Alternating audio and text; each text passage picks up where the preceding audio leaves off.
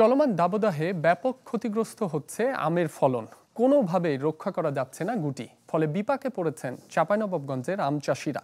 তারা বলছেন, পরিস্থিতির উত্তরণ না হলে ভয়াবহ বিপর্যয় নামবে আম উৎপাদনে। সবুজ পাতায় ভরে আছে গাছ, কিন্তু নেই কাঙ্ক্ষিত আমের দেখা। কিছু গাছে গুটি আসলেও ঝরে পড়ছে রোদের তীব্রতায়। এমন পরিস্থিতি আমের রাজধানী খ্যাত চাঁপাইনবাবগঞ্জের।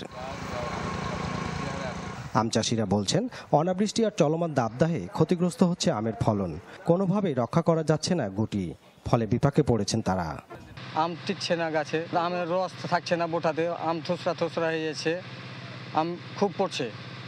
তা আমরা খুব চিন্তায় আছি যে আমরা কিভাবে আমকে রক্ষা করব, বাঁচাবো।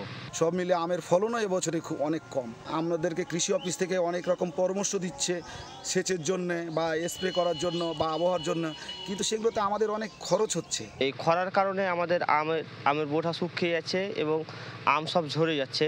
এই কারণে অনেক আমাদের খরচ বেড়ে যাচ্ছে। ভয়াবহ ব্যাপার হলো, বাগান পরিচর্যার জন্য আগের মতো মিলছে না সেচের পানি, কারণ গভীরে নেমে গেছে ভূগর্ভস্থ পানির লেয়ার। বিষয়টি দ্রুত সমাধান না হলে আম নির্ভর অর্থনীতির এ জেলা মারাত্মক হুমকিতে পড়বে বলে মনে করছেন চাষিরা।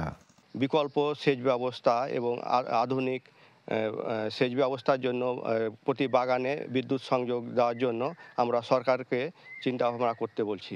আমাদের নাবি জাতের বাগানগুলোই কিন্তু বরেন্দ্র এলাকায়, তা আমরা ধান বাঁচাবো না আম বাঁচাবো। যন্ত্রায়নের ব্যবস্থা করতে হবে, চাষিদেরকে সোলার প্যানেলের ব্যবস্থা করতে হবে, এবং যেহেতু পানিটার জন্য আমরা দিতে পারি, অনেক বাগানে আছে যেগুলো সেচের ব্যবস্থা নেই, সেচের আওতায় আনতে হবে।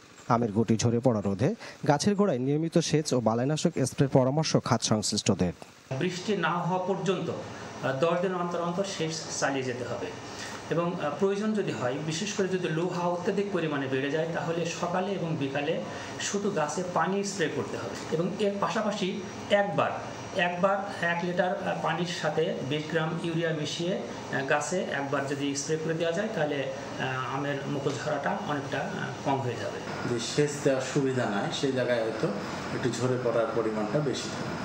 সেগুলো জায়গায় আমরা বলেছি যে আপনারা নিয়মিতভাবে সেচ দেবেন, এবং যদি সুযোগ সুবিধা থাকে তাহলে সেচের পরে মালচিংয়ের ব্যবস্থা করতে হবে গোড়াতে, যাতে পানিটা ধরে রাখতে পারে। এর সাথে সাথে যদি আরও সমস্যা হয়, তাহলে সেক্ষেত্রে ঠান্ডা পানি স্প্রে করবে গাছে। আর এই সেচটা আমরা দিতে বলছি খুব সকালে অথবা সন্ধ্যার দিকে সেচটা দিতে হবে। চলতি মৌসুমে জেলায় 37,604 হেক্টর জমিতে আমের চাষ হয়েছে, যেখান থেকে আম উৎপাদনের লক্ষ্যমাত্রা নির্ধারণ করা হয়েছে প্রায় 4.5 লাখ টন।